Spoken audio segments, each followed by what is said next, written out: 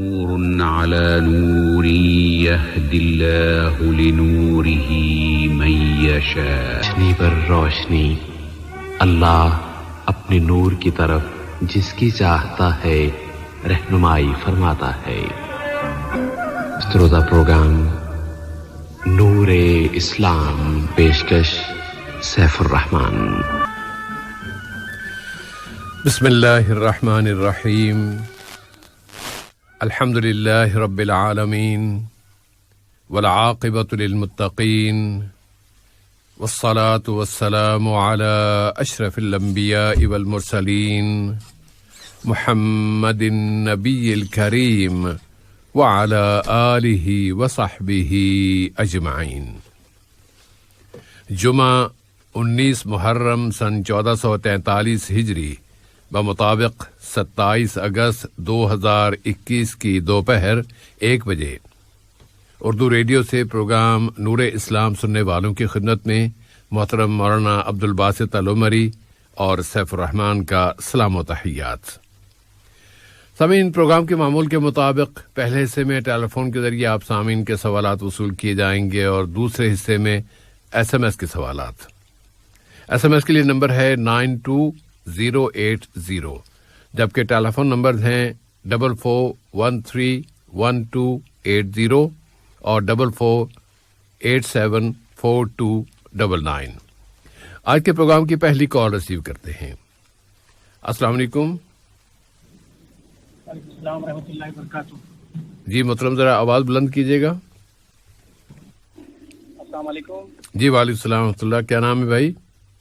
Safe الرحمان بھائی. سہیل احمد عبدالکریم، بڑے دنوں کے بعد آپ سے مخاطب ہو رہا ہوں. خوش آمدید بھائی سہیل صاحب. مولانا صاحب کو بھی ہماری طرف سے سلام پیش. وعلیکم السلام. سر، مجھے ایک دو باتوں سے آگاہ ہونا ہے. جی بھائی. پہلی بات یہ ہے کہ جمعہ کی جو دوسری اذان ہوتی ہے اس کا جواب دینا دل میں ضروری ہے کہ زبان سے ضروری ہے؟ اچھی بات ہے. اور جب امام صاحب خطبے میں کھڑے رہتے ہیں تو اللہ نے کی دے جب وہ بیٹھتے ہیں تو اس ٹائم پہ دعا مانگنا صحیح ہے، یا پھر وہ آخری میں جو دعا مانگتے تو اس ٹائم پہ زیادہ کر کے میں نے ایسا دیکھا اپنی آنکھوں سے تو بہت سارے جن دعا مانگتے. تو کیا یعنی میں مولانا سے جاننا چاہتا ہوں دونوں باتیں کہ پہلی بات تو جب جمعہ کے لیے جب امام صاحب خطبے کے لیے بیٹھ جاتے ہیں تو دعا صحیح ہے؟ یعنی دونوں خطبوں کے دوران درمیان میں جو بیٹھتے ہیں اس کا ذکر ہے، آپ اس کے حوالے سے پوچھنا چاہتے ہیں؟ جی انشاءاللہ. اور آخری میں جو دعا مانگتے تو بہت سارے جن وہ اصل میں دل میں مانگنا چاہیے کہ یعنی زور سے اس کے لیے بھی ہاتھ اٹھا کے آمین بولنا چاہیے؟ انشاءاللہ تعالی. جی ابھی جواب آئے گا. جزاکم اللہ خیرن کثیرن کثیرا. جزاک اللہ بارک خیر. اللہ فیکم. بارک اللہ. بہت شکریہ آپ کا. اور اگر ابھی دوسری کال بھی آ جائے تو ہم اسے ویلکم کہیں گے تاکہ ایک ساتھ پھر سلسلہ شروع ہو جائے. اور کیونکہ اکثر یہ ہوتا ہے کہ کال ختم ہوئی اس کے بعد پھر آ نہیں رہی، ورنہ پھر ہم یہ جو دوسرا طریقہ استعمال کرتے ہیں وہ بھی موجود ہے، لیکن اس طرف نہ ہی جائیں تو اچھا ہے. اگر کال آ جاتی ہے تو ہم ویلکم کہیں گے. چلیے مولانا، اسی سوال کے جواب کی طرف آتے ہیں سہیل صاحب کے کہ جمعے کے دوسری اذان دل میں اس کا جواب دیا جائے. چلیے کال آ گئی مولانا. السلام علیکم. السلام علیکم بھائی. السلام علیکم. وعلیکم السلام ورحمۃ اللہ. جی سر، ایکچولی ریڈیو میں جو پروگرام چل رہا ہے دیوانہ سے جی آپ کا اپنا نام بتا دیں اور ابھی سوال ہم نوٹ کر رہے ہیں. بتائیے کیا سوال ہے. ایکچولی میرا سوال یہ ہے کہ نام کیا ہے بھائی آپ کا؟ میرا نام روح الامین توہیل. ظہور روح الامین. اچھا، روح الامین صاحب ہیں آپ. جی بھائی، سوال کیا بھائی؟ میرا ایکچولی میں کام میں جاتے ہر دن 11:45 ایسا ٹائم میں صبح میں، لیکن ایکچولی وہ میرا نماز کا جو ظہر کا ٹائم ہوتا ہے وہ اذان بھی نماز کا ٹائم ہے 11:45 ایسا ٹائم میں. کام میں جانے کے بعد میں مجھ کو نماز پڑھنے کا کوئی وقت بھی نہیں ملتا ایسا ہو گیا ظہر کا ٹائم میں. ابھی کیا میں 11:30 میں نماز کر سکتا ہوں کیونکہ یہ بھی وقت ہو جاتا ہے نا ظہر کا؟ میرا بس ایک ہی سوال ہے. یعنی 11 بجے آپ اس مجبوری میں آپ چاہتے ہیں کہ 11 بجے نماز پڑھ کے پھر میں ڈیوٹی ہاں پہ؟ سر 11:30 میں مطلب 11:30 میں کیا نماز پڑھ سکتے ہو؟ اچھا 11:30 پہ، اچھی بات. چلیے انشاءاللہ. اوکے اوکے، فی امان اللہ بھائی. اگر اور کال آ جائے تو اچھی بات ہے. مولانا سہیل صاحب کا سوال لیتے ہیں. اچھا پھر یہ سہیل صاحب کا نام لیتے کور آ جاتی ماشاء اللہ. ہلو السلام علیکم. وعلیکم السلام ورحمۃ اللہ وبرکاتہ. میرا نام محمد پرویز ہے. جی پرویز بھائی. ایکچولی میرا سوال ریگارڈنگ استخارہ کا ہے کہ میں نے کسی کام کے لیے استخارہ کیا، لیکن سر ایک بار کیا پھر کچھ نہ مجھے انڈیکیشن نہیں ملا، پھر دوسری بار پھر کیا پھر بھی انڈیکیشن نہیں ملا. تو بس میں اس میں یہ گائیڈنس چاہتا ہوں کہ میں اور کروں یا پھر میں کیا کروں. میں مطلب کنفیوز ہو گیا ہوں میں ابھی. اچھا انڈیکیشن آپ کس طرح کے کہیں خواب میں دیکھنا چاہتے تھے یا نہیں مطلب کچھ ایسے مجھے مطلب ہے کہ دل کو مطمئن ہو جائے، مطلب کچھ بھی خواب میں ملے، مطلب میں نے استخارہ کیا لیکن مجھے اس کا مطلب کچھ یعنی کسی ایک طرف دل مطمئن نہیں ہو رہا. جی ہاں مطلب میں پھر میں نے سیکنڈ ٹائم پھر کیا تھا، لیکن پھر بھی کچھ مجھے مطلب خواب نہیں آیا، کچھ انڈیکیشن مطلب ایسا نہیں. خواب تو ضروری نہیں ہے. نہیں جی ہاں، لیکن اب کیا میں لگاتار کرتے رہوں چیز کو یا پھر میں کیا کروں؟ اچھی بات ہے انشاءاللہ. جی ہاں شکریہ، جزاک اللہ خیر. بارک اللہ فیکم جی، بہت شکریہ آپ کا. اور اب ہم مولانا سوال کی طرف آئیں گے، سہیل صاحب کے سوال کی طرف، اور یہ کہ جمعے کی دوسری اذان کا جواب زبان سے دینا ضروری ہے یا دل ہی دل میں دیا جائے؟ السلام علیکم ورحمۃ اللہ وبرکاتہ. وعلیکم السلام ورحمۃ اللہ وبرکاتہ. الحمد للہ رب العالمین والصلاة والسلام علی عبدہ ورسولہ نبینا محمد وعلی آلہ واصحابہ اجمعین، اما بعد. بسم اللہ الرحمن الرحیم. یہ صاحب ہے، جہاں تک مؤذن صاحب کی اذان جو ہوتی ہے اس کا جواب دینے کا جو حکم ہے وہ مستحب ہے، واجب نہیں ہے، فرض نہیں ہے. اگر ہم جواب دیتے ہیں تو ہم کو ثواب ملے گا، اور اگر جواب نہیں دیتے ہیں تو پھر نہ ثواب ہے نہ گناہ ہے. لیکن ہر ایک مسلمان یہ چاہتا ہے کہ یہ نیک کام کر کے ثواب حاصل کرے. یہ ہو گیا پہلا معاملہ. اب دوسری بات یہ آتی ہے کہ صاحب بھائی کوئی بھی اذان ہوتی ہے تو کبھی بھی ہم لوگ بلند آواز سے جواب نہیں دیتے، یعنی اب جواب تو دیتے ہیں لیکن اس طرح کے پست آواز میں جواب دیتے ہیں. اونچی آواز میں جواب دینا یہ ضروری تو نہیں ہے. تو اگر آپ پست آواز میں جواب دیتے ہیں جس طرح دیگر اذانوں کے لیے دیتے ہیں تو اس میں جو ہے یہی طریقہ مسنون اور مستحب جو ہے وہ سمجھ میں آتا ہے. ورنہ دل میں جواب دینے کی کیا وجہ ہے؟ یعنی شاید صاحب موصوف یہ سمجھ رہے ہوں جی کہ چونکہ خطیب صاحب جب ممبر پہ بیٹھ چکے ہوں تو کوئی بھی بات کرنا، کوئی بھی ذکر کرنا یہ ممنوع ہے، اسی لیے جو ہے اذان کا جواب دینا بھی جو ہے شاید ممنوع ہے. اس طرح موصوف سوچ رہے ہوں گے. تو بے شک خطیب صاحب جو ہے ممبر پہ بیٹھ جانے کے بعد یا خطبہ دیتے وقت آپ کوئی بھی بات نہ کریں. لیکن اذان جو ہو رہی ہے یہ اذان آج کی نہیں بلکہ پیارے نبی صلی اللہ علیہ وسلم کے دور سے یہ اذان چلتی آ رہی ہے، اور آپ کا حکم ہوتا اور مؤذن صاحب اذان دیتے پیارے نبی جب کہ ممبر پہ بیٹھے ہوئے رہتے، تو تب سے سلسلہ جاری ہے. اور تب بھی پیارے نبی نے یہی بتایا کہ مؤذن صاحب کی اذان کا جواب دو. یہ نہیں کہا کہ دل میں سوچو دل میں جواب دو. تو عام طور سے ہر اذان کا جواب جس طریقے سے آپ دیتے ہیں اسی طرح دیجئے. اتنی آواز سے آپ نہ دے کہ دوسروں کو جو ہے خلل ہو، تو اس میں کوئی حرج نہیں، بالکل آپ بے فکری سے جواب دے سکتے ہیں. لیکن دل میں سوچ لینا کہ میں نے جواب دے دیا تو پھر اس کو جواب دینا نہیں کہا جاتا بلکہ جواب سوچنا کہا جاتا ہے. اسی لیے آپ جواب دیجئے، اس میں کوئی حرج نہیں ہے. جی صاحب بھائی جزاکم اللہ خیرن. اور دونوں خطبوں کے دوران جب امام صاحب یا خطیب بیٹھتے ہیں تو اس وقت وہ دعا مانگتے ہیں، عام طور پہ استغفار، تو اس کا جواب دینا چاہیے، آمین کہنا چاہیے، یا خود دعا مانگ لینی چاہیے، یا پھر جو آخر میں دوسرے خطبے کے آخر میں دعائیں مانگی جاتی ہیں ان پر آمین کہا جائے؟ جی صاحب بھائی، جہاں تک دونوں خطبوں کے درمیان جو وقفہ ہوتا ہے، جمعے کے جو دونوں خطبے ہوتے ہیں جی، ان دونوں خطبوں کے درمیان جو وقفہ ہوتا اس کے بارے میں علماء خاص طور پر امام ابن تیمیہ اور امام ابن القیم ان کی تحقیق یہ ہے کہ اس دوران کیا پیارے نبی کچھ دعا پڑھتے تھے، کچھ ذکر کرتے تھے، اس کا ثبوت ہمیں نہیں ملتا ہے۔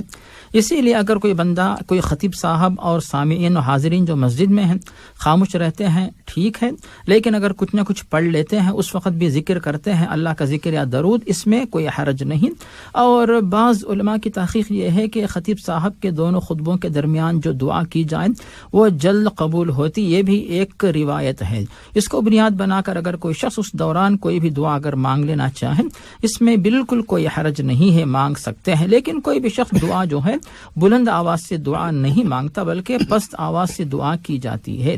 اب جہاں تک خطیب صاحب جب خطبہ ختم کرتے وقت جو دعا مانگتے ہیں اپنے لیے اور جو سامعین حاضرین ہیں ان کے لیے، ساری امت کے لیے، اس دوران آپ بالکل جو ہاتھ اٹھا کے دعا مانگے، کوئی حرج نہیں۔ ہاتھ نہیں اٹھاتے، اس میں کوئی حرج نہیں۔ بعض علماء نے کہا ہاتھ نہیں اٹھانا بہتر ہے، بعض نے کہا ہاتھ اٹھانا بہتر ہے، تو علماء کے مختلف اقوال اس میں پائے جاتے ہیں۔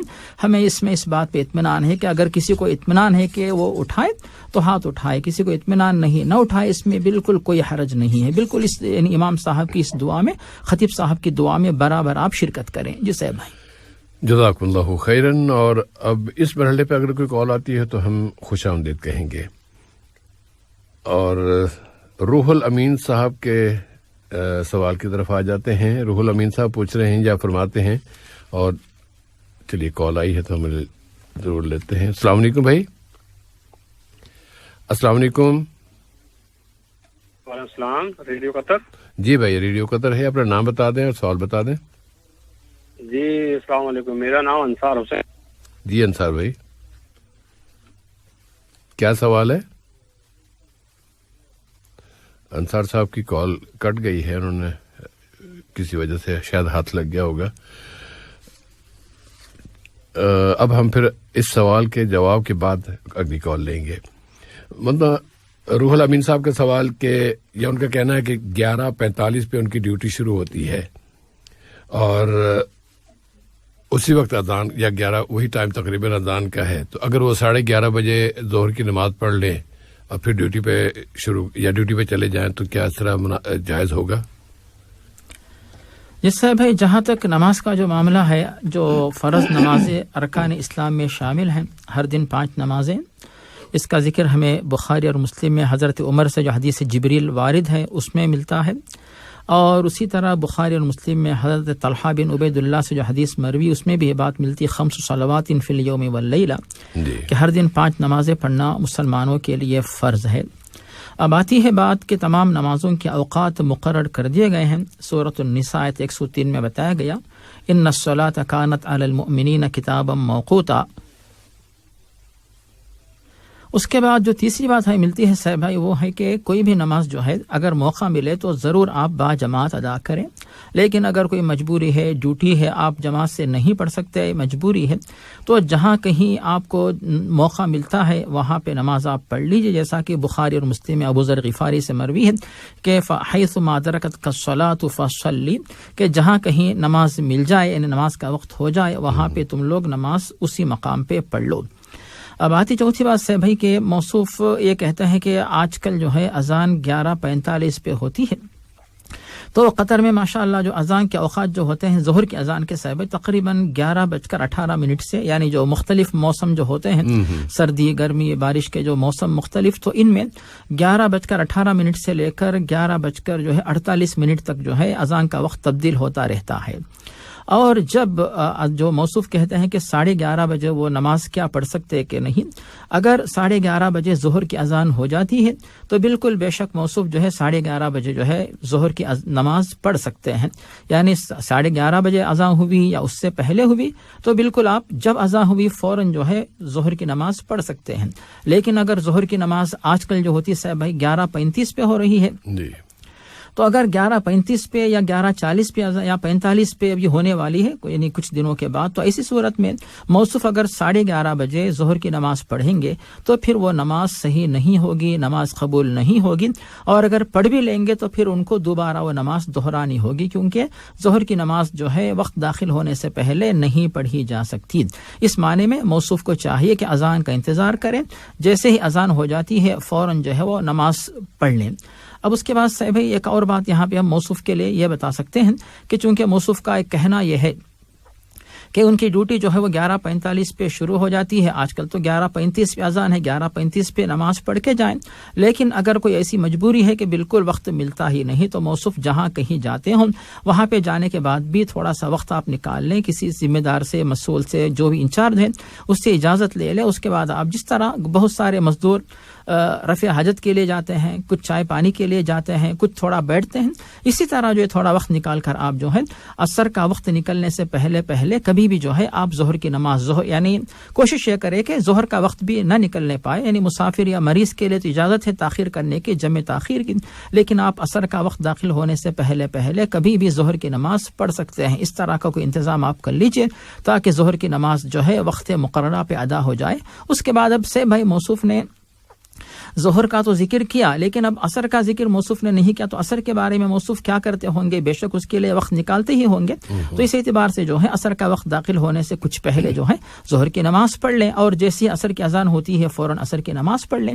اس طرح جو ہے ظہر کی ادائیگی ظہر کے وقت پہ ہو جائے گی, پھر عصر کی نماز عصر کے وقت پہ ہو جائے گی. اس طرح دونوں نمازوں کی پابندی آرام سے ہو سکتی ہے. جیسے بھائی باذن اللہ تعالی, جزاکم اللہ خیرن. اگلی کال لیتے ہیں. السلام علیکم. السلام علیکم.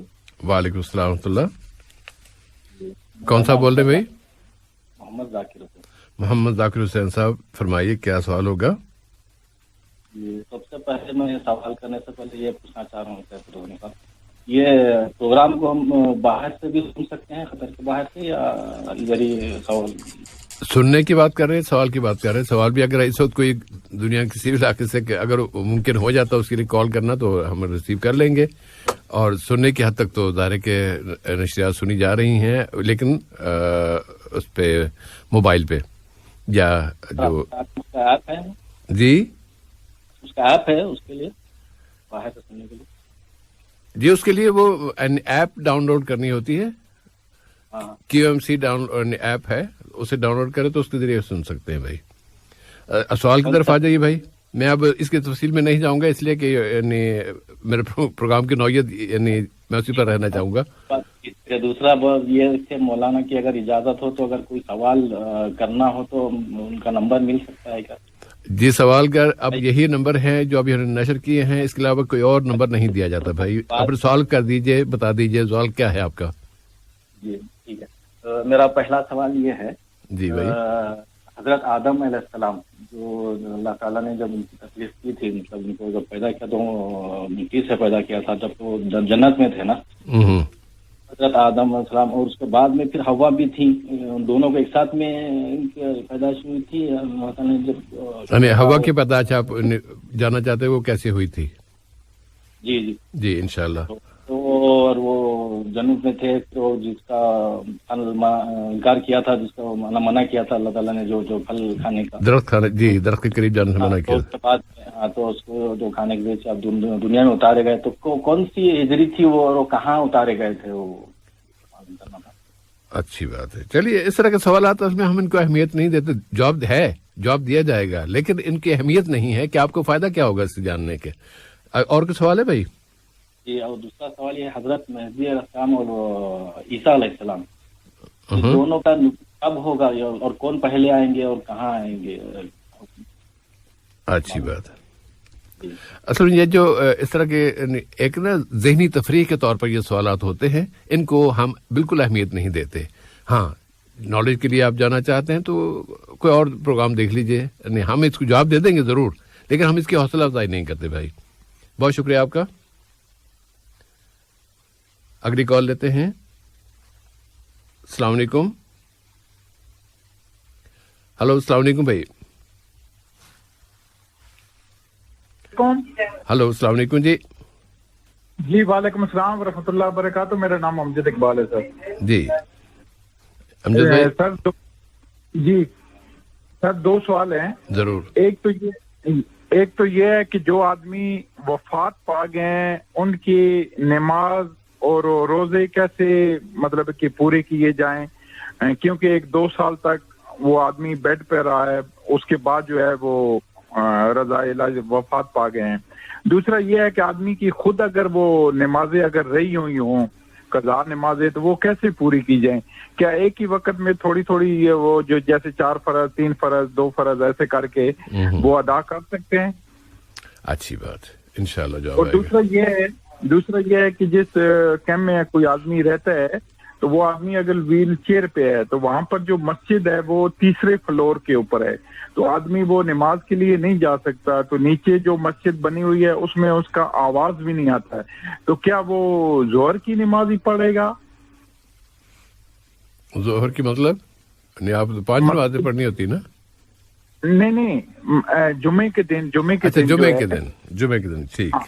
تو کیونکہ جو بڑی مسجد ہے نا وہ 3رے فلور پہ بنی ہوئی ہے تو کوئی آدمی اگر مطلب کہ آپ سمجھ گئے ہوں گے ویل چیئر پہ آدمی نہیں جا سکتا ہے, اوپر نہیں جا سکتا ہے, لفٹ وغیرہ بھی نہیں ہے, سیڑھیاں ہیں تو بہت مشکل ہے. تو جو نیچے بھی ایک چھوٹی سی مسجد بنی ہوئی ہے ٹھیک ہے, لیکن اس میں اس کا آواز وغیرہ کچھ بھی نہیں آتا ہے.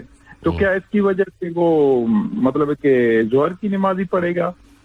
اچھی بات ہے انشاءاللہ. شکریہ. ہم نے کہا تھا کہ ہم لوگ اپنا چندہ وغیرہ کر کے مائک لگا لیتے ہیں تو انہوں نے کہا کہ نہیں بلدیہ یا حکومت کی طرف سے اجازت نہیں ہے اس طرح کی. اچھی بات. تو یہ وجہ. اوکے خدا حافظ. بارک اللہ فیکم. فی امان اللہ. ایک اور کال ہے. السلام علیکم. وعلیکم السلام محترم. جی بھائی. جی میرا نام انصار حسین ہے. جی انصار بھائی. میرا ایک سوال ہے کہ اگر ہم باتھ روم میں صبح میں نہاتے ہیں اس کے بعد جو ہم وضو کرتے ہیں نماز کے لیے جی, تو اگر وہ وضو ہم بنا شطر ڈھکے کرتے ہیں تو وہ کب تک ویلڈ رہتا ہے؟ وہ وضو کر سکتے ہیں بنا شطر ڈھکے؟ جی جی. یا ہمیں شطر ڈھکنا پڑیں گے؟ اچھی بات ہے. دوسرا سوال. دوسرا اگر ہم بنا شطر ڈھکے باہر آ جائیں کسی وجہ سے اور گھر میں کوئی نہ ہو تو کیا وہ وضو رہے گا یا ٹوٹ جائے گا؟ اچھی بات ہے. جزاک اللہ خیر. بارک اللہ فیکم. جی بہت شکریہ.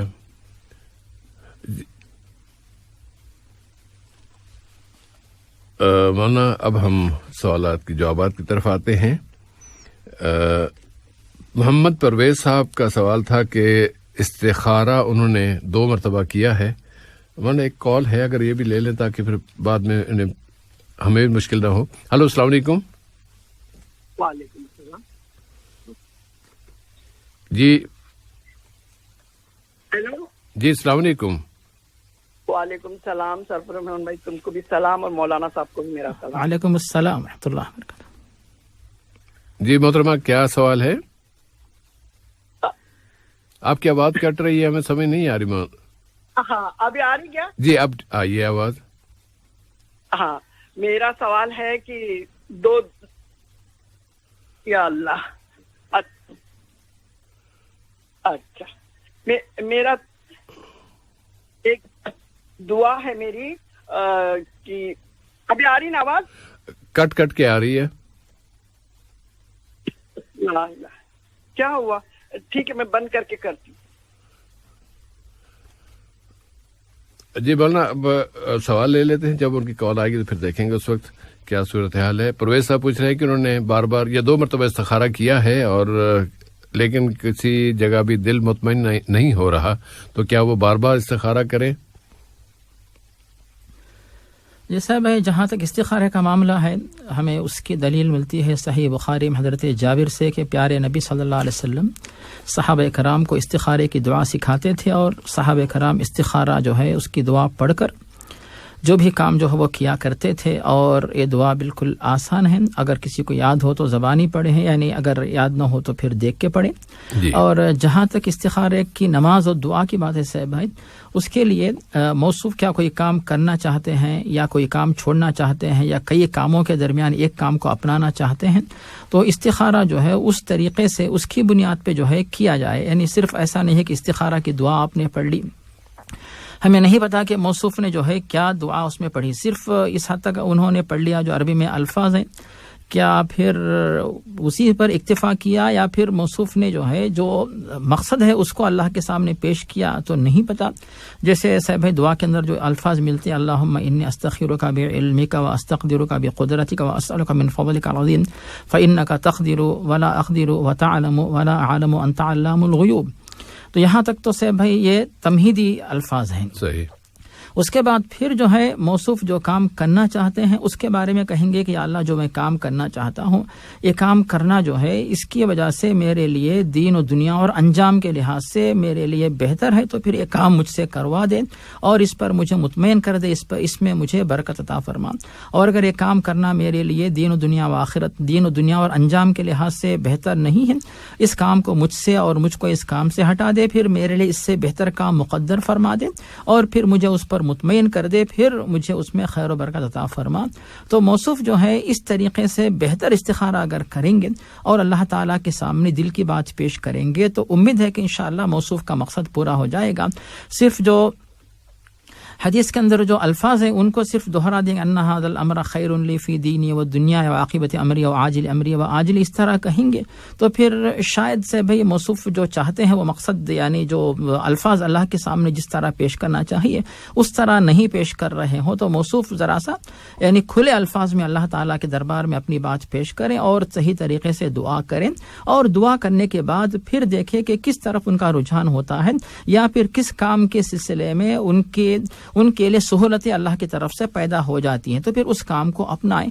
اور اگر استخارے کے بعد بھی موصوف کو اطمینان نہیں ہوتا تو جو موصوف جس معاملے کے بارے میں استخارہ کر رہے ہیں اس کام کے سلسلے میں امانت دار، ساتھی، دوست، رشتہ دار وغیرہ ایسے ہوں تو ان لوگوں سے بھی جو ہے مشورہ کر کے دیکھیں کہ میں یہ کام کرنا چاہتا ہوں یا دو میں سے ایک کام میں کرنا چاہتا ہوں تو بہتر کس میں رہے گا.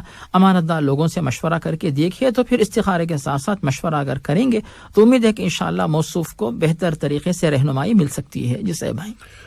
مولانا ایک اس میں ضمناً یہ تھوڑی سی الجھن ہو رہی ہے. جی بے شک صاحب بھائی بتا دیجیے. تمہید تو آپ نے عربی میں بتا دی اور جو مسئلہ ہے وہ آپ نے سارا اردو میں بتایا، تو اب وہاں پر وہ صاحب کیا کریں؟ نماز پڑھتے ہوئے کیا کریں یا دعا مانگتے ہوئے کیا کریں؟ عربی متن آدھا پڑھیں باقی اردو میں بات کر لیں یا پورے اس کا ترجمہ ڈھونڈ کے لائیں کہ میرا مسئلہ کیا، میں اس کے لیے اس کو عربی میں کیا کہتے ہیں، پھر اس کو عربی کے ساتھ جوڑ کے ھذا الامر کے بجائے پھر وہ مکمل کریں، کیا کریں؟ جی صاحب بھائی عام طور سے جو ان ھذا الامر خیر لی فی دینی و دنیا عاقبت امری، یہ جو الفاظ ہیں صاحب بھائی ان کو مجھے نہیں پتا کہ علماء بھی اگر جوڑنا چاہے تو اچھا خاصا وقت لگ جائے گا تو اسی لیے میں نے آدھا جو پہلا جو حصہ تھا اس میں یعنی صرف اللہ تعالیٰ کے دربار میں ہم استخارے کی دعا کر رہے ہیں، لیکن جس معاملے میں استخارہ کر رہے ہیں وہ اس حصے میں وہ بات نہیں ملتی ہے. اسی لیے جو ہے میں نے یہ کہا کہ پہلا حصہ آپ عربی میں پڑھ لیں، اس میں جو ہے کوئی فرق نہیں ہوتا، لیکن جو آدھا حصہ ہے اس کے اندر جو اصل مقصد کی بات آتی ہے، پہلے حصے میں اللہ تعالیٰ کی تعریف ہو رہی ہے اور دوسرے حصے میں جو ہے جو مقصد کی بات ہے وہ اللہ کے دربار میں پیش کی جاتی ہے. تو دوسرا حصہ جو ہے وہ اپنے الفاظ میں پیش کریں تاکہ جو صحیح طریقے سے دعا مانگنے کا جو مقصد ہے وہ پورا ہو جائے. تو یہ بات میں نے پیش کی تھی صاحب بھائی. جزاکم اللہ خیرن. محمد ذاکر حسین صاحب کے دو سوال. ایک تو پہلا سوال کہ حضرت ان کا اگر خلاصہ بنایا جائے کہ حضرت حوا علیہ السلام کی تخلیق کس طرح ہوئی، کیا دونوں ایک ساتھ پیدا ہوئے تھے؟ اور وہ بار بار یہ ذکر کر رہے تھے کہ وہ جنت میں پیدا ہوئے، جنت پہ نہیں بلکہ جنت پہ انہیں رکھا گیا تھا. جی صاحب بھائی بے شک اللہ تعالیٰ نے زمین کے جو تمام حصے ہیں، زمین کی جو مٹی ہے اس کی کئی اقسام ہیں، تو زمین کے تمام حصوں میں سے تھوڑا تھوڑا حصہ اللہ تعالیٰ نے لیا. اس کے بعد حضرت آدم علیہ السلام کو اس مٹی کے مجموعے سے ان کی تخلیق کی، اور اس کا ذکر ہمیں بار بار ملتا ہے کہ مٹی سے اللہ تعالیٰ نے بنایا. سورہ صاد کے اندر ہمیں اس کی اور سورۃ الاعراف کے اندر اس کا ذکر ہمیں ملتا ہے کہ اللہ تعالیٰ نے آدم علیہ السلام کو مٹی سے یعنی زمین کی مٹی سے پیدا کیا. منہا خلقناکم. یہ تو ہو گئی پہلی بات. اور دوسری بات جو ہے آدم کے ساتھ ہی حوا کو نہیں پیدا کیا گیا بلکہ اس کا ذکر ہمیں ملتا ہے کہ آدم کے بعد حوا کی تخلیق ہوئی، جیسا کہ سورۃ النساء کی آیت نمبر 1 میں یہ بات ہمیں ملتی ہے کہ یا ایھا الناس اتقوا ربکم الذی خلقکم من نفس واحدہ وخلق منها زوجها وبث منہما رجالا کثیرا ونساء. یہاں پر جو اس بات کا ذکر ملتا ہے کہ آدم کے بعد آدم کے جسم کے حصے سے جو ہے حوا علیہ السلام کی تخلیق عمل میں آئی. یہ تو ہو گئی دوسری بات. تیسری بات یہ آتی ہے صاحب بھائی کہ ان دونوں کو جب اللہ قل نہبطوا منہا جمیعا کہ وہاں سے ان کو جنت سے باہر نکالا گیا اور زمین پر بھیجا گیا, تو کہاں پہ ان کو بھیجا گیا؟ بے شک علماء نے مختلف جو ہے مقامات کے نام پیش کیے ہیں. تو اب کئی لوگوں نے کہا کہ اس سے مراد بر صغیر ہے, اور بر صغیر کے اندر بھی کون سا حصہ, اس کے بارے میں کوئی تحدید نہیں ہے. اور بعض علماء نے اس کو عرفے کا نام دیا ہے, بعد نے ترکی کا نام دیا. مختلف نام ہمیں یہاں پر خاص طور پر البدایہ والنہایہ اور اسی طرح تاریخ ابن کثیر میں مختلف نام ہمیں ملتے ہیں. لیکن چونکہ اس کی تصدیق ہمارے لیے کچھ ایمان کا حصہ نہیں ہے, تو اس کے بارے میں یقینی ایمان رکھنا, یعنی وہ زمین پہ تو آئے لیکن کون سا مقام تھا اس نام کے اوپر ایمان رکھنا چونکہ ضروری نہیں ہے. تو ہم یہی کہیں گے کہ مختلف مقامات کے نام لیے گئے ہیں, تو کون سا مقام تھا اس کی صحیح حقیقت سے اللہ تعالیٰ ہی زیادہ واقف ہے. جی صاحب بھائی جزاک اللہ خیرن. اور دوسرا سوال ذاکر بھائی کا کہ حضرت مہدی اور حضرت عیسیٰ علیہما السلام ان میں سے کون پہلے آئے گا؟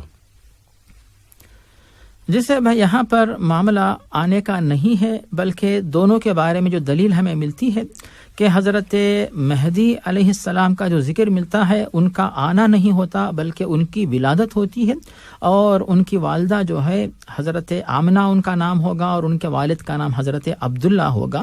تو یہ آمنہ و عبداللہ کے بطن سے پیدا ہوں گے, تو ان کا نام محمد ہوگا کیونکہ پیارے نبی کا نام بھی محمد تھا. تو یہ جو ہے امام مہدی کے بارے میں یہ تعارف ہے.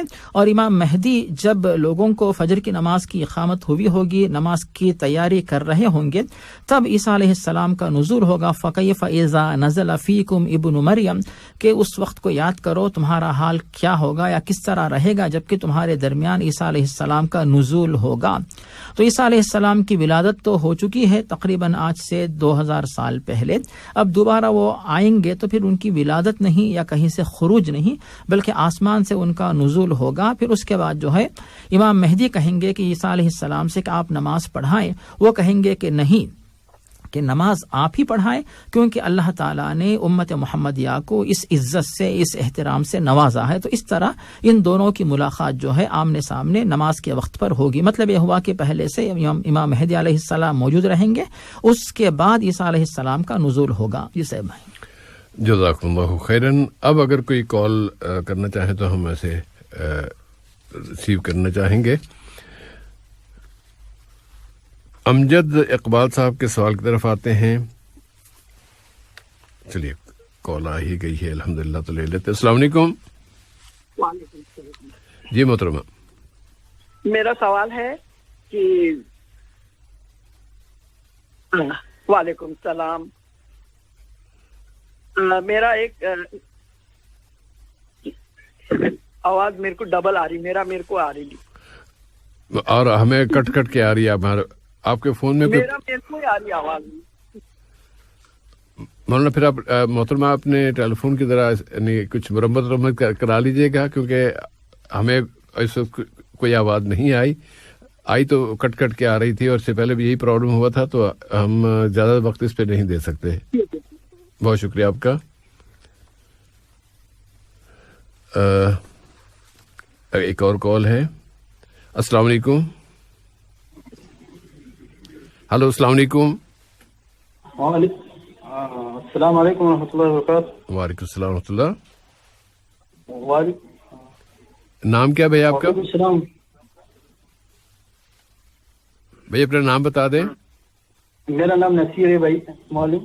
جی نصیر بھائی. نصیر. آئیو.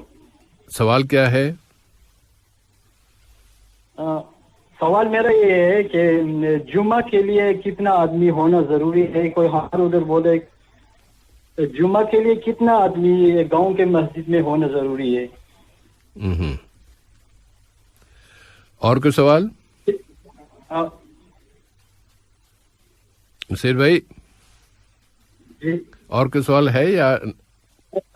ہاں دوسرا سوال یہ ہے کہ ہمارے ادھر جو کوئی نیا گھر بناتے ہیں, جب اس میں اسٹارٹنگ ہوتا ہے تو اس میں کچھ کھانا بناتے.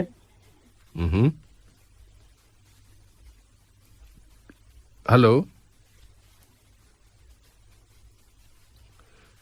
چلیے اس کو کچھ اندازہ ہو گیا سوال کی نوعیت کا, انشاءاللہ اسے جواب میں شامل کر لیں گے. بہت شکریہ آپ کا نصیر بھائی. امجد اقبال صاحب کا سوال تھا کہ کوئی صاحب اللہ کو پیارے ہو گئے، وفات پا گئے ہیں، اور 2 سال تک وہ بستر پر تھے، بستر علالت پر، اور ان کی نمازیں، ان کی روزے رہ گئے، وہ کسی طرح ادا کیے جا سکتے ہیں یا نہیں؟ اسی طرح خود اگر اپنے انہوں نے کئی عرصے کی نمازیں نہیں پڑھی تو وہ کیسے، ان کی ادائیگی کیسے ہو سکتی ہے؟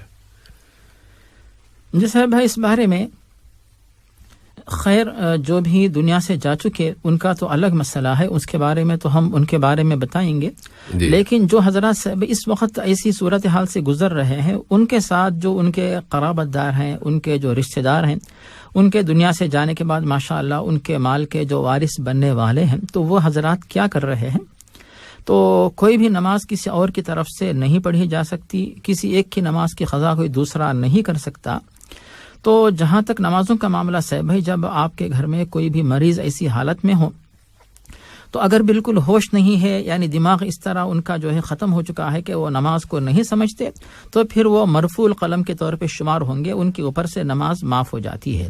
لیکن ہوش و حواس ہے، صرف جو ہے ان کا جسم ساتھ نہیں دے رہا ہے، تو پھر آپ ان کو یہ سمجھائیں کہ اگر 5 نمازیں 5 اوقات پہ نہیں پڑھ سکتے، اور اگر سنتیں نہیں پڑھ سکتے تو صرف فرائض پہ اکتفا کریں، اور اگر فرائض بھی جو ہے ہر ایک نماز اپنے وقت پہ نہیں پڑھ سکتے تو جو ہے نمازوں کو فجر اپنے وقت پہ، ظہر و عصر کو جمع کر کے، مغرب عشاء کو جمع کر کے، اس طرح جو ہے وہ نمازوں کی پابندی کریں. کھڑے ہو کر نہیں تو بیٹھ کر نہیں تو لیٹ کر بھی اگر وہ ارکان نہیں ادا کر سکتے اشارے سے، اس طرح جو گھر کے اندر ان کی خدمت جو کر رہے ہیں صاحب بھائی ثواب سمجھ کے جی. یہ بالکل ثواب کا کام ہے، تو ان کی خدمت کرے، ان کا تعاون کرے، ان کی مدد کرے، ان سے نماز پڑھائیں تاکہ یہ جو فریضہ ہے اس کی ادائیگی مکمل ہو جائے. اب آتی ہے بات کہ جب وہ دنیا سے جا چکے ہیں، اور ہو سکتا امید ہے کہ انشاءاللہ وہ ان کے دل میں نیت تو تھی، ارادہ تھا، جب صحت مند تھے تو شاید وہ نمازوں کی پابندی کیا کرتے تھے، لیکن اس کے باوجود جب تک انسان زندہ تھا، یعنی ہوش و حواس سب چیزیں باقی تھیں، تو نماز تو ان سے ساقط نہیں ہوتی. ہم ان کے گھر والوں سے یہی کہیں گے کہ کثرت سے ان کی طرف سے آپ توبہ استغفار کریں. ان کی طرف سے ہم نمازوں کی قضا تو نہیں کر سکتے، قضا میں نیابت نہیں ہو سکتی نمازوں کے بارے میں. یہی ایک ہو سکتا ہے کہ کثرت سے توبہ کریں اور استغفار کریں، اور جتنے گھروں میں بھی اس طرح کے لوگ موجود ہیں تو ابھی سے احتیاط کریں، تاکہ جو ہمارے ماں باپ ہیں، والدین ہیں، جو بھی بزرگ ہیں، اس طرح کی حالت میں وہ لوگ جو ہے نماز کا قرضہ اپنے ذمے لے کر آخرت میں چلے جائیں، پھر وہاں اللہ تعالیٰ کے دربار میں ان کو روک دیا جائے جنت میں جانے سے، تو پھر ایسی مجبوری نہ پیش آئے. تو اسی لیے ابھی سے احتیاط کریں. صاحب بھائی یہ تو ہوگی بات نماز کے بارے میں جی. اب آتی ہے بات صاحب بھائی روزے کے بارے میں. تو روزے کے بارے میں صاحب بھائی بہت ہی آسان طریقہ ہے کہ کس نے کہا کہ آپ 2 سال تک انتظار کریں، جب اللہ تعالیٰ نے واضح کر دیا کہ وَعَلَى الَّذِينَ يُطِيقُونَهُ فِدْيَةٌ طَعَامُ مِسْكِينٍ، کہ جن کے لیے روزہ رکھنا بہت ہی مشکل ہو جاتا ہے، تو ان کے لیے جو ہے فدیہ کا ذکر اللہ تعالیٰ نے قرآن مجید میں بالکل کر دیا. آسان طریقہ ہے. تو اب ان کی طرف سے جو ہے بہرحال بعض روایات میں یہ بات ہمیں ملتی ہے کہ اگر کوئی شخص دنیا سے چلا جاتا ہے اور اس کو جو ہے روزہ رکھنے کا موقع ملا، یعنی رمضان میں مریض تو تھا، اس کے بعد صحت مند ہو گیا، تو اس کے پاس عذر نہیں تھا، ایسا شخص دنیا سے چلا جاتا ہے تو اس کا جو وارث ہے وہ جو ہے مرحوم کی طرف سے روزوں کی قضا کرے گا. لیکن امام مالک یہ روایت پیش کرتے ہیں کہ کوئی بھی شخص دوسروں کی طرف سے نہ روزہ رکھ سکتا ہے نہ نماز پڑھ سکتا ہے. تو علماء نے اس بات کو ترجیح دیا اور یہی کہا کہ ان کی طرف سے جو ہے توبہ کی جائے اور ان کی طرف سے استغفار کیا جائے، ان کی طرف سے فدیہ دیا جائے. اور فدیے کے لیے اتنی تاخیر کی ضرورت نہیں ہے، جیسے رمضان کا مہینہ آتا اسی وقت آپ فدیہ ان کی طرف سے رمضان کی پہلی تاریخ کو 30 غریبوں کو بلا کر آپ ایک دفعہ کا کھانا کھلائیے، یا رمضان کی 1 تاریخ 10 15 کوئی بھی تاریخ ہو، آپ بالکل ان کی طرف سے فدیہ دے کر جو ہے ان کو اس ذمہ داری سے سبکدوش کر سکتے تھے. تو اس طرح اس مسئلے کو حل کیا جا سکتا ہے. یہ سے بھائی اور اب خود اپنی نمازوں کے حوالے سے تو اپنی نمازوں کے بارے میں صاحب یہاں پر 2 صورتیں آتی ہیں. نماز کے بارے میں جو یعنی نمازوں کی قضا تک جانے سے پہلے ہم مسلمان بھائی اور بہنوں کو اس بارے میں متنبہ کرنا چاہتے ہیں. صحیح مسلم میں حضرت جابر سے حدیث مروی ہے کہ مسلم اور غیر مسلم میں فرق کرنے والی جو علامت ہے وہ ہے نماز. تو مطلب یہ ہوا کہ نماز مسلم ہونے کی علامت ہے اور نماز چھوڑنا یہ اسلام سے خارج ہونے کی علامت ہے.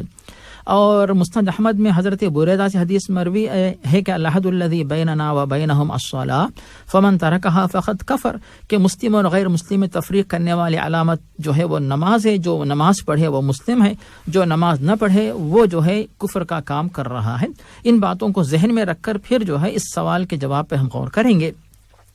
پہلی بات تو یہ ہے کہ نماز کی عادت آپ ڈالیں۔ دوسری بات یہ ہے کہ اگر کسی کی نمازیں چھوٹ گئی ہیں، اس کا جواب پیارے نبی اس طریقے سے دیتے ہیں جو بخاری اور مسلم میں حضرت انس سے مروی ہے، من نسی الصلاۃ و نام عنہا فلیصلیھا اذا ذکرھا، اگر کسی شخص کی نماز چھوٹ جاتی ہے تو چھوٹنے کا مطلب یا تو کام میں مصروف ہو گیا، بھول گیا، یا پھر سو گیا مثلا، تو ایسی صورت میں جو جیسے ہی یاد آئے، جیسے ہی وہ بیدار ہو جائے، فوراً اس کو چاہیے کہ فوت شدہ نماز کی تکمیل کر لیں۔ یہ تو حل یہاں پہ ہمیں مل گیا، لیکن صاحب بھائی بہت قدیم نمازیں جس پر جن نمازوں کو چھوڑنے کے بعد بہت لمبی مدت گزر گئی ہے، اس کے بارے میں بھی بعض علماء کی تحقیق یہ ہے کہ جتنا موقع ملے آپ بار بار ان نمازوں کو دہراتے رہیں، لیکن یہ قول جو ہے ضعیف ہے۔ اس کے مقابلے میں امام ابن تیمیہ رحمہ اللہ جو تحقیق پیش کرتے ہیں وہ یہ ہے کہ اگر کوئی شخص جس کی بہت ساری قدیم نمازیں جو چھوٹ گئیں ان نمازوں کی قضا کے بارے میں حل وہ یہ پیش کرتے ہیں، پہلی بات یہ ہے کہ سچے دل سے توبہ کریں، دوسری بات یہ ہے کہ آئندہ نمازوں کو نہ چھوڑیں، تیسری بات یہ ہے کہ اپنے دل میں پچھتاوا اور ندامت محسوس کریں، چوتھی بات اس بارے میں یہ ہے کہ کثرت سے نفل نمازیں پڑھتے رہیں، یعنی فرض نمازوں کے علاوہ، فرض نمازوں کی پابندی کے علاوہ جو سنت یا موقدہ نمازیں ہیں، نفل نمازیں ہیں، اور نفل نمازوں میں خاص طور پر تہجد ہے، صلاۃ الاشراق ہے، صلاۃ الضحیٰ ہے، تحت المسجد، تحت الوضو، اس طرح کی نمازوں کی پابندی کثرت سے کیا کریں تاکہ فوت شدہ نمازوں کی جو کوتاہی ہے اس کی تلافی ہو جائے۔ اس کی دلیل امام ابن تیمیہ یہ فرماتے ہیں کہ مسند احمد، ابو داؤد و ترمذی میں حدیث جو مروی ابو ہریرہ سے پیارے نبی یہ فرماتے ہیں کہ جب قیامت کے دن اعمال کا، عبادات کا محاسبہ ہوگا، اور جب نماز کا محاسبہ ہوگا، نماز اگر مکمل ہوگی اس بندے کو نجات مل جائے گی، اور اگر کسی کے فرائض میں کوتاہی ہو تو اللہ تعالیٰ فرشتوں سے کہے گا کہ فرشتوں اس کے نام اعمال میں دیکھو، اگر نفل نمازیں اگر ہو، ان نوافل کے ذریعے فرائض کی کوتاہی کی تلافی کر دو، اس طرح اس بندے کی نجات ہو جاتی ہے۔ تو اس طریقے کو اپنا کر اپنے مسئلے کو حل کریں، لیکن بچوں کو بچپن سے عادت ڈالیں، جو بڑے حضرات ہیں نماز جو ہے پابندی سے ادا کریں تاکہ ایسی مجبوری نہ پیش آئے۔ جزاک بھائی، جزاک اللہ خیرن۔ اور کال کے حوالے سے اگر کوئی ابھی کال آتی ہے تو ہم لیں گے۔ امجد اقبال صاحب کا دوسرا سوال کہ کوئی مریض ہے ویل چیئر استعمال کرتا ہے، کال لے لیتے ہیں۔ السلام علیکم۔ ہلو، السلام علیکم۔ کٹ گئی ہے۔ ویل چیئر پہ کوئی صاحب ہیں بھی معذور ہیں یا مجبوری ہے ان کی کہ وہ ویل چیئر کے علاوہ پیدل نہیں چل سکتے ہیں، اور جس جگہ وہ رہتے ہیں وہاں مسجد 3rd فلور پر ہے، اور 1st فلور پہ چھوٹی سی مسجد ہے تو صحیح، لیکن وہاں خطیب یا امام کی آواز نہیں آتی، تو ایسے میں وہ کیا کرے؟ ظہر کی نماز ادا کرے یا کسی اور مسجد کی طرف جانے کی کوشش کرے؟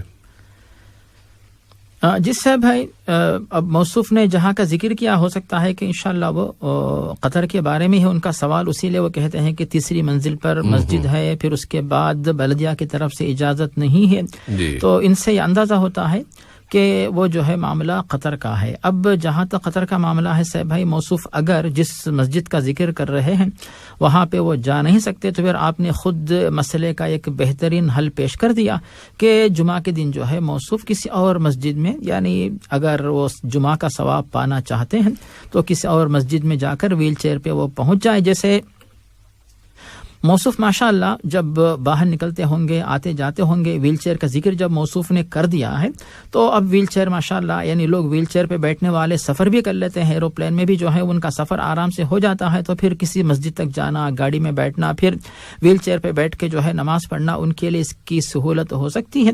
تو اس مسجد کے علاوہ جو تیسری منزل پر ہے اسے چھوڑ کر کسی اور مسجد میں وہ جا کر وہاں پہ نماز ادا کریں۔ بے شک سے بھائی، یعنی مریض کے لیے اجازت ہے، جیسے خواتین کے لیے جمعہ فرض نہیں، وہ ظہر کی نماز پڑھ سکتی ہیں، اور اگر وہ جمعہ کی نماز پڑھتی ہے ثواب ملتا ہے۔ اسی طرح مسافر ہے، جمعہ کی نماز ضروری نہیں، ظہر وہ پڑھ سکتا ہے لیکن اگر وہ جمعہ پڑھتا ہے تو افضل ہے۔ اسی طرح مریض ہے، لیکن ایسا مریض جو بالکل یعنی دواخانے میں ہو، بستر پہ لیٹا ہو، اٹھ نہیں سکتا ہو، تو یہ تو عذر شرعی ہے۔ لیکن ایسا مریض جو ماشاءاللہ دنیا کے بہت سارے کام کر سکتا ہے، آتا ہے، جاتا ہے، کھاتا ہے، پیتا، سب کچھ کام کر سکتا ہے، شاپنگ کو بھی جا سکتا ہے، صرف ہم جمعہ کی نماز کے لیے کہیں گے کہ تیسری منزل پہ وہ جا نہیں سکتا، تو پھر آپ نے اس کا حل خود ہی صاحب بھائی نے پیش کر دیا کہ بھی ایک ہی مسجد نہیں ہے، دوحہ میں، قطر میں، دنیا میں کہیں بھی ہو ماشاءاللہ، تو ذرا سا آپ تھوڑی سی محنت کریں کہ کوئی اور مسجد جو کہ یعنی دور ہی کیوں نہ ہو، وہاں پہ جو ہے آپ چلے جائیں اور وہاں پہ ویل چیئر پہ بیٹھ کے نماز پڑھ کے جو کہ گراؤنڈ فلور پہ جو مسجد ہے اس کے بعد اپنے گھر پہ واپس آ جائیں تاکہ جمعہ کی فضیلت حاصل ہو جائے۔ وہ اس لیے صاحب ہے کہ موصوف یعنی عذر شرعی تو ہے، لیکن یہ عذر کس حد تک اللہ تعالیٰ کے پاس قابل قبول ہے۔ اگر اللہ تعالیٰ یہ پوچھے کہ تم نے جمعہ کی نماز کیوں نہیں پڑھی، حالانکہ اللہ تعالیٰ نے حکم دیا کہ اذا نودی للصلاۃ من یوم الجمعۃ فاسعوا الی ذکر اللہ، جب اللہ تعالیٰ نے جمعہ کی نماز کو فرض قرار دیا تو آپ کیوں نہیں گئے؟ کیا موصوف یہ کہیں گے کہ میں معذور تھا؟ تو یہ بھی کہا جائے گا کہ ماشاءاللہ بہت ساری مساجد تو تھی، ایک ہی تیسری منزل کی مسجد تو ایک ہی نہیں، کئی مساجد ہیں، تو کسی اور جگہ جا کر نماز پڑھ کے اپنے مسئلے کو حل کریں۔ لیکن اگر آس پاس کوئی مسجد نہیں ہے، بہت ہی مشکل ہے، جانا ناممکن ہے، سواری بھی نہیں ہے، تو ایسی صورت میں صحیح مجبوری میں ہم یہ کہیں گے کہ ٹھیک ہے، آپ جمعہ کی نماز چھوڑ دیجئے اور اس کے بدلے میں آپ ظہر کی نماز بھی ادا کر سکتے ہیں، اس میں کوئی حرج نہیں۔ لیکن یہ افضلیت کے خلاف، افضل یہ ہے کہ آپ کوئی مسجد ڈھونڈیں، وہاں پر پہنچ کر جمعہ کی نماز پڑھ کے ثواب حاصل کریں۔ جی صاحب بھائی، جزاکم اللہ خیرن۔ اور آپ کے جواب کے دوران مجھے ہمارے ایک پروفیسر ہیں، ان کا جملہ یاد آیا، قطری ہیں، تو وہ کہہ رہے تھے کہ قطر تو ایسا ملک ہے کہ اس میں دو مسجدوں کے درمیان ایک مسجد ہے۔ جی صاحب بھائی، یعنی بہت ہی تقارب ہے مساجد کے اندر، فاصلہ کم ہوتا ہے۔ جی جزاکم اللہ خیر۔ ایک کال ہے، لے لیتے ہیں۔ ہلو، السلام علیکم۔ السلام علیکم ورحمۃ اللہ وبرکاتہ۔ وعلیکم السلام ورحمۃ اللہ۔ جی محمد نام ہے میرا۔ جی محمد بھائی، یہ قرآن شریف میں ایک آیت ہے، لا الہ الا انت سبحانک انی کنت من الظالمین۔ جی بھائی، تو اس کو جو ہے نا عورتیں خاص کر کے آیت کریمہ کا نام دے کے گھروں میں اس کا اہتمام کرتے ہیں پڑھنے، مطلب سمجھے بیج وغیرہ لے کے، جی جی، وہ دعوت وغیرہ کا انتظام کرتے ہیں، وہ لوگوں کو بلا کے جی جی، پڑھ کے جو ہے نا تو رات میں مطلب بعد میں بھی کھانا وغیرہ کھائی جاتی ہے، اور ان کا یہ عقیدہ ہوتا ہے کہ وہ اس سے گھر میں برکت ہوتی ہے ویسے۔ تو کیا یہ صحیح ہے یا ناجائز غلط ہے؟ یہ اچھی بات ہے۔ اور کوئی سوال ہے محمد بھائی؟ ایک اگر کسی کو جو ایک بندے کا انتقال ہوتا ہے، جی، اگر وہ سمجھے قبر میں جانے کے بعد مطلب اگر وہ قبر کے عذاب کا اگر مستحق ہے، تو کیا وہ قبر کا عذاب فوراً شروع ہو جاتا ہے اور قیامت تک رہے گا یا کچھ اس کے لیے وقت مقرر ہے؟ اچھی بات ہے، انشاءاللہ بھی جواب آئے گا۔ بہت شکریہ آپ کا، اللہ کرے کہ ہم سب سوال لے سکیں اور سب کے جواب آ جائیں۔ اگر کسی وجہ سے نہ دے پائے تو پھر اگلے حلقے میں لے آئیں گے۔ ایک اور کال ہے۔ السلام علیکم۔ السلام علیکم۔ نہیں، ہلو، السلام علیکم۔ چلیے مولانا اسے چھوڑتے ہیں، آتے ہیں سوالوں کی طرف جو کہ اب تک وصول ہو چکے ہیں۔ اس میں انصار حسین صاحب کا سوال کہ باتھ روم میں نہاتے ہوئے جسم پر کپڑے نہ ہوں تو کیا وضو کیا جا سکتا ہے، اور اگر وضو کر لیا اور گھر میں اور کوئی نہیں ہے تو باتھ روم سے باہر بھی آ گئے اسی حالت میں، تو اس سے کہیں وضو ٹوٹ تو نہیں جاتا؟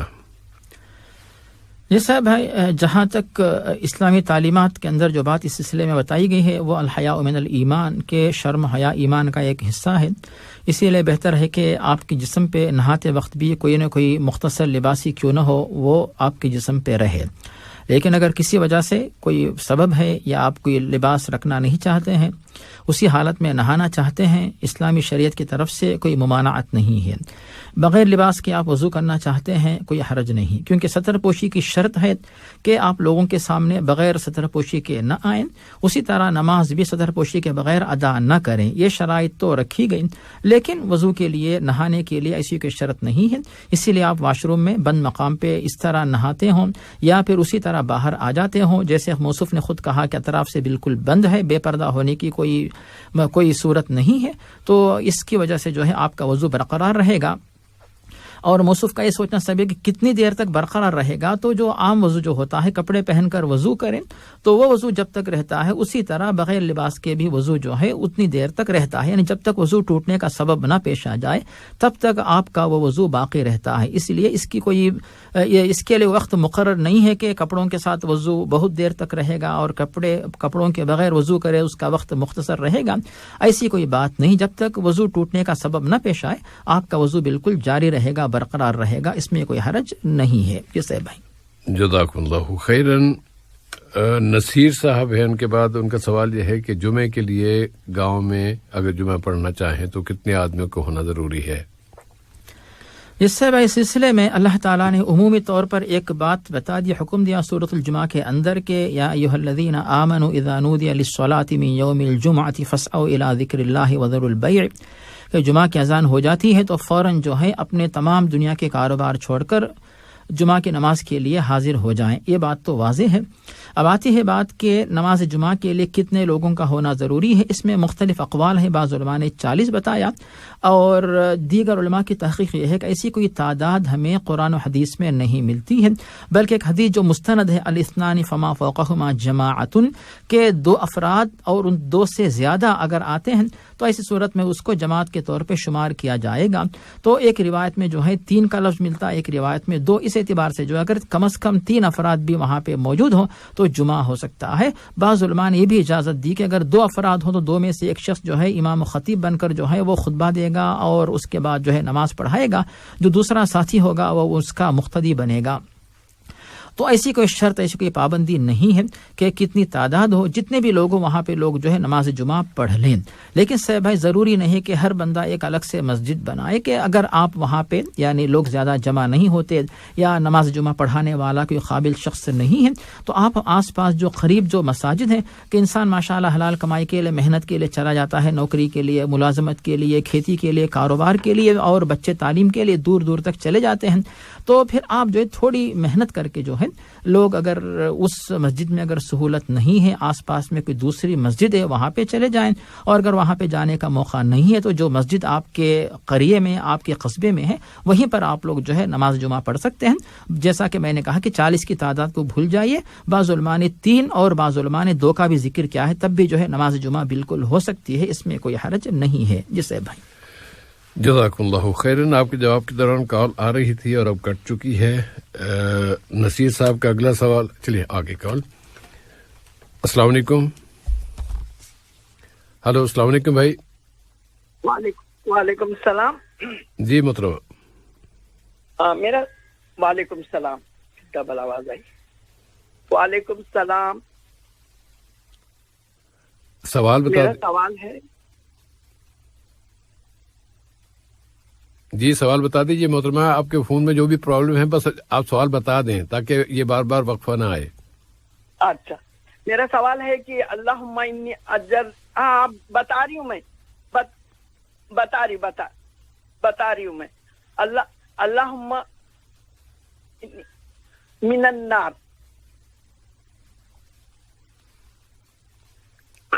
من النار. اللہم انی اجرنی من النار. جی جی یہ ایک سوال ہو گیا, اور دوسرا سوال ہے میرا, اس کا ترجمہ چاہیے میرے کو. ضرور. اس کا ترجمہ انشاءاللہ. اور سوال آپ کچھ کرنا چاہ رہی تھیں؟ اور اللہم انی مغفرنی اور رحمنی وعافینی اور عزتنی, اس کا بھی ترجمہ چاہیے اور کبھی پڑھنا چاہیے, کون سی دعا. ہاں اچھی بات ہے انشاءاللہ. اس میں تھوڑی سی نا عبارت کی غلطی ہے, اس میں انی نہیں آتا, اللہم اغفر لی آتا ہے, انی کے بغیر ہی آتا ہے. اسی طرح شروع میں بھی اللہم انی اجرنی نہیں آتا بلکہ اللہم اجرنی. اور لگتا ہے کہ ہم اس سوال کا جواب اگلے حلقے میں دیں گے, پائیں گے. اتنا نہیں ہے کہ آج کے پروگرام میں شامل ہو جائے. بہت شکریہ آپ کا محترمہ. مولانا نصیر صاحب کا دوسرا سوال یہ تھا کہ کچھ لوگ نیا گھر بناتے ہیں, پھر کھانے کا اہتمام کرتے ہیں, اس کے بعد ان کی لائن کٹ گئی تھی, تو اس کے بارے میں شاید یہی پوچھنا چاہتے ہوں گے کہ وہ جو کھانے کا اہتمام کیا جاتا ہے اس میں دعا پڑھی جاتی ہے, قرآن خوانی بھی ہوتی ہے, شاید وہ اس طرف جانا چاہتے ہوں. اگر صرف کھانے کا اہتمام ہے تو اس کے ابھی اگر آپ جواب دینا چاہیں تو. جی صاحب بھائی، بے شک اگر کسی کو اللہ تعالیٰ کی طرف سے کوئی نعمت ملتی ہے، اس نعمت کا شکر ادا کرنے کے لیے وہ شخص جو ہے اپنے گھر پر دعوت کرتا ہے، دعوت میں دوست احباب آتے ہیں، اور اسی طرح اس کھانے میں فقراء مساکین کو بھی شامل کیا جاتا ہے تاکہ صدقے کے طور پر جو ہے ان تک کھانا پہنچایا جائے۔ اس طرح کرنے میں کوئی حرج نہیں ہے، لیکن جو قرآن خوانی کا معاملہ، ایسا کوئی طریقہ نہ اپنائیں۔ بے شک موصوف قرآن پڑھنا چاہتے ہو تو اس گھر میں داخل ہونے سے پہلے بے شک آپ سورۃ البقرہ جو ہے یعنی 2 رکعت نفل نماز کم از کم پڑھیں، اور اس کے بعد سورۃ البقرہ کی تلاوت خود کریں۔ اس کے بعد جو ہے لیپ ٹاپ یا پھر موبائل فون پہ جو ہے سورۃ البقرہ کی تلاوت جاری رکھیں، لیکن قرآن خوانی کا طریقہ وہ نہ اپنائیں، بلکہ خود تلاوت کر کے لوگوں کو کھانے پہ دعوت دیتے ہیں، اس میں کوئی حرج نہیں ہے۔ یہ صاحب بھائی، اور ان کے بعد محمد بھائی کا سوال تھا، اور وہ فرما رہے تھے کہ قرآن پاک کی آیت لا الہ الا انت سبحانک، یا آیت کا حصہ، اس کے بارے میں آیت کریمہ کے نام سے یہ مشہور ہے، اور اسے خواتین بطور خاص اس کا اہتمام کرتی ہیں اور خواتین کو جمع کرتی ہیں اور اتنی مرتبہ پڑھاتی ہیں، کوئی 1,00,000 مرتبہ، کوئی 1,25,000 مرتبہ، اس کے بعد پھر کھانے کا اہتمام بھی ہوتا ہے۔ کیا یہ طریقہ صحیح ہے یا نہیں؟ اور مقصد یہ کہ گھر میں برکت ہو۔ جی صاحب بھائی، جو طریقہ عام طور سے لوگوں میں رائج ہے، بالکل یہ اسلامی تعلیمات کے خلاف ایسا کوئی طریقہ ثابت نہیں ہے۔ بے شک اس آیت کے بارے میں فضیلت ہے کہ یہ آیت پڑھ کر اگر کوئی مسلمان کوئی بھی دعا مانگے تو وہ دعا جلد قبول ہونے کی امید کی جا سکتی ہے۔ اسی لیے کوئی بھی شخص جو ہے نمازوں کے پہلے، کبھی بھی گھر پہ، کبھی بھی کوئی کسی بھی وقت کوئی بھی دعا مانگنا چاہے، اس دعا کو شامل کر کے مزید جو دعائیں مانگنا چاہے مانگ لے۔ اس دعا کی بھی برکت ہے، اور اس دعا کے علاوہ دیگر دعائیں بھی جلد قبول ہو سکتی ہیں، لیکن اس کے لیے اجتماع کرنا، تعداد مقرر کرنا، کھانے کا انتظام کرنا، پھر اس کے لیے آیت کریمہ کی محفل کا نام دینا، ان تمام طریقوں کو چھوڑ دیں۔ تنہا جو بھی دعا کرتے اس دعا کے دوران 1 بار 2 بار 3 بار جتنی دفعہ طاقت ہو پڑھ لیں، اس کے بعد دیگر جو دعائیں کرنا چاہے کریں، اس میں کوئی حرج نہیں ہے۔ جسے بھائی مولانا، اگر اس کی آیت کی شان نزول کے حوالے سے اور اس طرف ہم توجہ مبذول کرائیں تو شاید ہمیں اور ہمارے اور سامعین کے لیے مفید ہوگی۔ جی صاحب، اس سے مراد یعنی کس رخ کی طرف آپ رہنمائی کرنا چاہتے ہیں؟ جی صاحب بھائی، نہیں، میں یہ صرف یہ عرض کر رہا تھا کہ یہ جو آیت ہے، آیت کریمہ جس کا کہا جاتا ہے، یہ حضرت یونس علیہ السلام کی وہ دعا ہے جو وہ جب انہوں نے مچھلی کے پیٹ میں کی تھی، دعا مانگی تھی اللہ تعالیٰ، اتنی سخت مشکل حالت میں کہ کسی جانور کے پیٹ میں چلے جانا اور پھر وہاں سے باہر زندہ باہر آ جانا، یہ ممکن نہیں ہوتا۔ عام طور پہ کوئی نہیں باہر نہ آتا، وہ ختم ہو جاتا ہے۔ لیکن جب انہوں نے یہ دعا مانگی تو اللہ تعالیٰ نے انہیں اس جانور کے پیٹ سے باہر نکالا، اور ساتھ میں یہ بھی فرما دیا کہ اگر وہ یہ دعا مانگ کے مجھ سے دعا نہ مانگتے، مجھ سے میری التجا نہ کرتے، تو میں قیامت کے روز تک کے لیے اس مچھلی کو ان کی قبر بنا دیتا۔